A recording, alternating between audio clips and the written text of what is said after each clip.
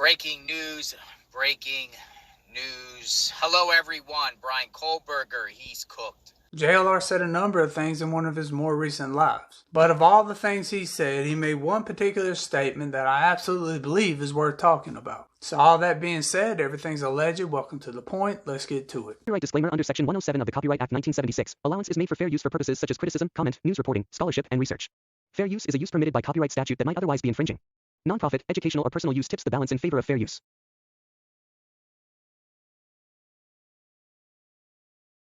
Now, this isn't going to be an attack video. I'm not going to demean this guy or say anything personal about him. To be fair, I've been a subscriber to that channel for some time. I like the fact that he goes to these particular areas of interest and takes people around and shows everybody what's going on. And I also enjoyed Magnolia's takes in the Delphi situation. I agreed with a lot of what she said. But this is what he said about people who believe Bryan is innocent or the presumption of innocence. Listen to this. Let me ask you something, Kohberger supporters out there. You think Bryan Kohberger's innocent? Presumption of innocence? You think he's innocent without you knowing anything about him, like a can of beans, only going by what you read on the internet? Or the fringe followers you follow? If you think he's innocent, or if you think he's innocent because the presumption of innocence, then why aren't you out there saying Stefan Sturms, Madeline Soto's? How come you're not out there screaming that he's innocent? They're all innocents, right? All the sit in jail right now. All the criminals, they're all innocent, right? They're all innocent. You got to say, if Kohberger's innocent, then you got to say Stefan Sturms is innocent. You got to say they're all innocent.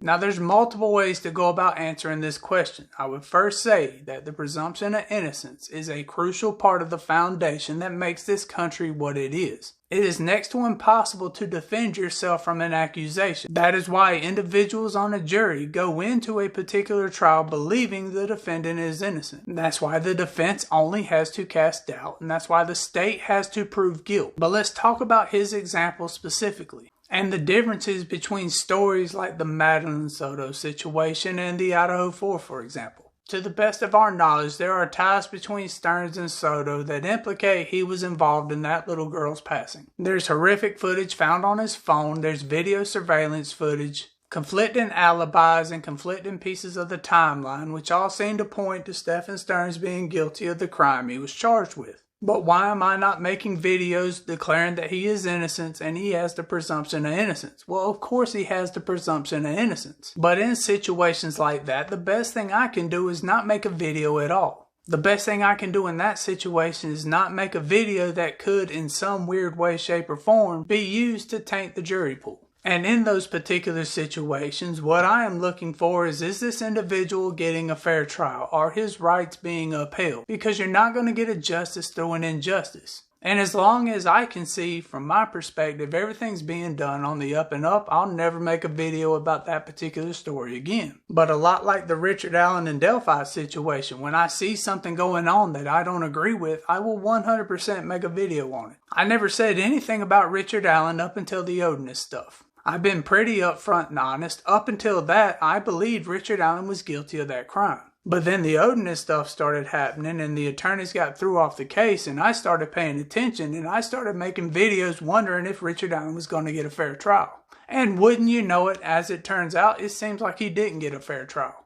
So if a similar situation happens in the Stefan Sturms story, I'll start making videos about that as well. But another way to answer that question is look at these situations. People making videos on this story, the Delphi situation, and Karen Reed, for example, aren't making videos about how all these other individuals in this country are innocent. They're not making videos making the claim that law enforcement is always wrong. So since we're not out there making claims that law enforcement is always wrong, does that not lend credibility to what we're talking about in these particular stories? So obviously, since I'm not saying law enforcement is always wrong, that to a degree means I'm not off my rocker, so to speak. Because there's huge differences within these few stories that happen across this country. To compare the Idaho 4 situation to what happened to Madeline Soto is apples and oranges.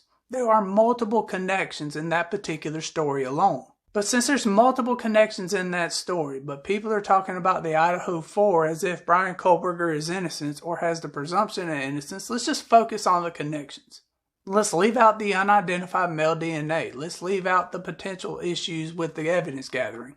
Let's leave out the potential issues with the timeline and the cell phone stuff and the vehicle disappearing out of Moscow not to be seen. Let's just focus on the connection, or better yet, lack of connection. Now, as I have said it multiple times, I am of the mindset that Bryan has the presumption of innocence. I have reasonable doubt with what's available right now. I have long said if he did it, he should pay, but he absolutely deserves a fair trial. His rights have to be upheld. I have a huge issue with the Department of Justice violating its policy to identify Bryan Kohberger. The idea of I don't care how they get to him as long as they get to him is a slippery slope. And you individuals commenting that in my comments section have no idea what you're talking about. Because I can promise you one thing, it is a hard fight to get rights. But it is an easy fight to lose them. But let's focus on the connection. Because to me, a connection is one of the important parts of the story. To simply say that Bryan picked a random home and came into that home in the middle of the night to brutally attack 4 individuals with a knife is absolutely absurd. That is like 1 in a million odds here.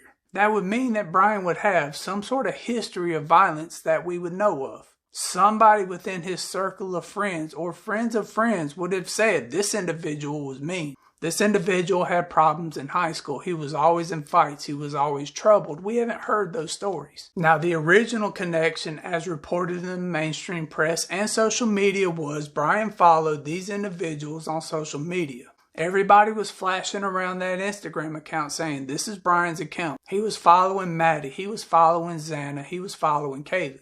That's how he knew him. That's how he hunted him. That's how he stalked him. But as it turns out, if you listen to the actual hearings, that wasn't the case. There was no stalking whatsoever. He didn't follow him on social media. And since proving a connection is absolutely important in this particular trial, where else would that connection be? Are individuals now saying the connection between Bryan and these victims was through the Mad Greek? Because that was another one of those early on connections that everybody said tied Bryan to these victims. Bryan was a vegan. If you Google vegan restaurants near Pullman, Washington, the Mad Greek will pop up. But then the Mad Greek issues a statement saying Bryan has never been to that establishment, he's never been inside, he's never been a customer. Now, of course, the owner of the Mad Greek could be lying and this could all be a ploy, but as it stands right now, there is nothing tying Bryan to these 4 victims. If they're going to turn around in trial and say the connection between Bryan and these 4 victims is through the Mad Greek, then they're going to have to show video surveillance footage of Bryan in that establishment. They're going to have to show receipts where he purchased food. They're going to have to link his bank account to the Mad Greek. But we haven't seen any of that yet. So it is not ridiculous or far-fetched to say I have reasonable doubt with what's available. And honestly, there's more reasons to believe he's innocent than he's guilty if I'm trying to be fair. The situations and scenarios surrounding Delphi, Idaho 4, and Karen Reed are night and day than other stories. I mean, is it ridiculous to get on here and make videos declaring that absolutely everybody is innocent and law enforcement is wrong? You can do what you want on YouTube. You can say what you want on YouTube. It's your channel. It's your choice. For me and me alone, I'm not making videos on those other stories. I believe the best thing I can do is say nothing at all until I see an issue where it would become an issue or an injustice. Just because I believe all individuals have a presumption of innocence doesn't mean I am mandated to make videos on all those individuals. And even JLR at a time or two has said that there is a possibility an individual charged with a crime may not be guilty of that crime. So in a counter question to your question, are you saying all individuals 100% are guilty of the crimes they are charged with? Are you saying that law enforcement never gets it wrong and they're incapable of making a mistake? There are loads of issues with the Idaho 4 situation.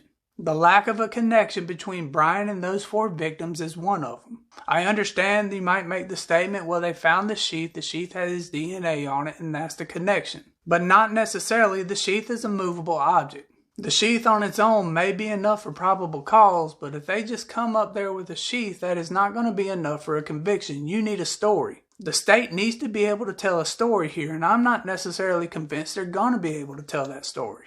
I'm not sure the state is going to be able to provide a minute-by-minute account of what Bryan did the night of that attack, before, during, and after. Because if there's even small holes within that timeline, it's a huge problem. To say it's ridiculous is not far-fetched. I mean, the lack of evidence found at the crime is as concerning as the evidence they found. You have unidentified male DNA, and they didn't violate Department of Justice policy to figure out who that DNA belonged to. What is the connection between Bryan and the victims? Do not say the Instagram account, and do not say they stalked him. It came out at trial that those were false stories. There's no connection that we know of between Bryan and the victims. The only other potential connection is through the Mad Greek, but the Mad Greek has said he never went to that establishment. As I said, there's more to what he said in that video, and I'll have it linked down in the description below. I'm not attacking that individual. He said he wanted to hear from people who come from the innocent or presumption of innocence side of the story. And I'm just simply replying. I enjoy his videos. I enjoy him and Magnolia's content. And I feel like in terms of disagreeing, I disagreed respectfully. All that being said, if you enjoyed this and a more fair, open conversation, maybe check one of these videos out. Y'all be safe now.